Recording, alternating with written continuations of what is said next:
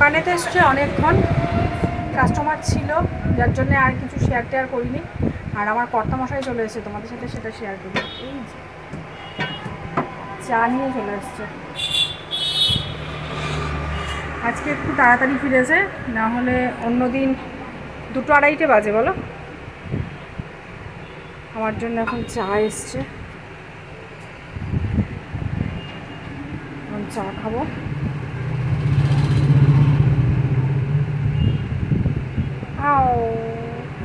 এই যে চা,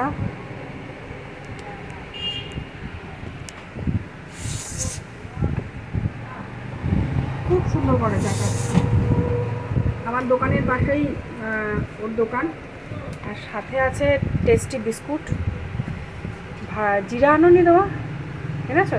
ওই এটা হচ্ছে ওর ফেভারিট বিস্কুট, তাই তো?